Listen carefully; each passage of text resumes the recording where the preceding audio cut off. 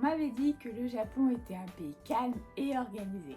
Et c'est vrai, mais ce qu'on ne m'avait pas dit, c'est pour que ça fonctionne comme une machine bien huilée, il faut la participation de tout le monde. Aujourd'hui, je vous parle de la vie en communauté au Japon. Gomitoban, Hancho, Chichikai, ces mots vous parlent pas encore? Croyez-moi, ils vont vous surprendre. En France, on vit dans un immeuble ou dans un quartier, et bon, tant que personne ne fait pas trop de bruit, ça va. Ici, au Japon, tout est structuré, même au niveau du quartier. Il existe une organisation locale qui gère la vie de tous les jours, la Chichikai. Concrètement, chaque quartier est divisé en petits blocs. Chaque bloc a un représentant qu'on appelle Hancho. Et tout ça fonctionne avec un système de rotation. Et c'est pas juste symbolique, hein. Le Hancho a des responsabilités réelles et doit participer aux réunions, faire passer des papiers à tous les voisins, peut aller jusqu'à gérer les inscriptions pour les matsuri en fonction des quartiers ou les corvées de nettoyage. Mais le rôle qui m'a le plus marqué quand j'ai emménagé ici, c'est le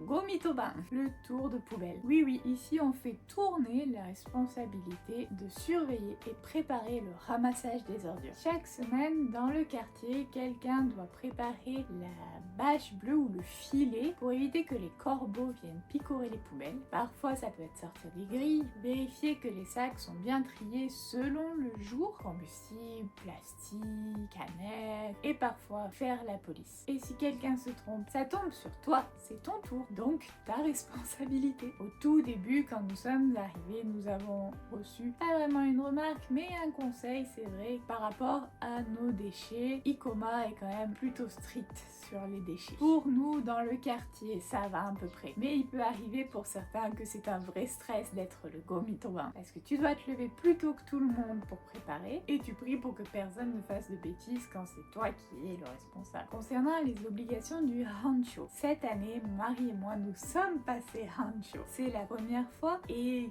comme, bon, je vous avoue, je regarde tout ça d'un petit peu loin et c'est mon mari principalement qui s'en occupe. Mais c'est beaucoup plus que ce qu'on imagine. En ce moment, nous avons dû refaire, mon mari principalement, a refait justement le Gomitoban pour les poubelles de plastique parce que il n'y avait pas le nom écrit, c'était un peu mal fait, enfin bref. Donc il y a refait tout au propre. C'est aussi, donc pour cette année, nous qui devons gérer un peu toutes les informations communiquées par la ville à faire passer aux voisins. Il y a des réunions, il se trouve qu'il y en a une au mois d'août, il me semble, à laquelle nous ne pouvons pas participer puisque nous serons en France à ce moment-là. Il y a énormément de choses, donc c'est un peu la communauté des voisins. Si par exemple c'est arrivé quand on a emménagé que un des voisins mette comme des espèces de grands panneaux en fait pour un petit peu cacher chez lui, et comme ça gênait par rapport à l'autre voisin, on lui a demandé d'y enlever, il y a fait enlever et est venu, donc c'est comme ça un petit peu que nous on l'a su, est venu nous voir pour,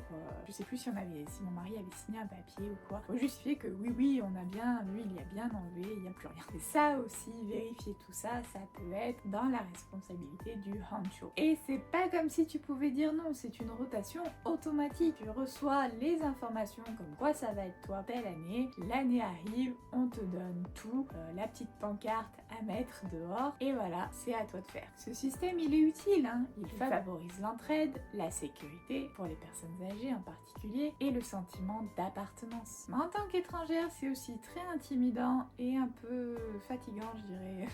Cette histoire de poubelle. Tu sens un peu que tu n'as pas le droit à l'erreur. Tu veux bien faire, mais tu comprends pas toujours les codes. Moi, j'ai de la chance, mon mari étant japonais, je le laisse un peu gérer tout ça. Par exemple, quand tu emménages, tu dois faire le Haisatsu Mawari. En gros, c'est aller te présenter à ton voisinage.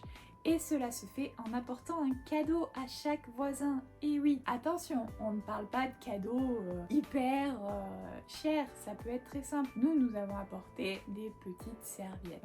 J'ai une voisine qui a emménagé il y a pas longtemps, quand elle a fait son Haisatsu Mawari, elle a apporté à tout le monde des savons. On parle vraiment de choses simples. Mais voilà, la vie du quartier au Japon, ce n'est pas juste dire bonjour quand tu croises tes voisins, c'est une organisation bien rodée avec ses avantages et ses défis. Mais concrètement, si vous voulez bien vous intégrer au Japon, ça fait partie des choses à respecter. Surtout commencer avec le Haisatsu Mawari, c'est très important et ça montre une bonne image de vous. Et vous pourriez vivre dans ce genre de système? Est-ce que ça vous rassurerait ou est-ce que ça vous stresserait? Dites-le moi en commentaire. Et bien sûr, si cette vidéo vous a plu, pensez à liker à vous abonner si ce n'est pas déjà fait et à activer la petite cloche. Et on se retrouve très bientôt pour la suite de mon quotidien au Japon. Ciao ciao!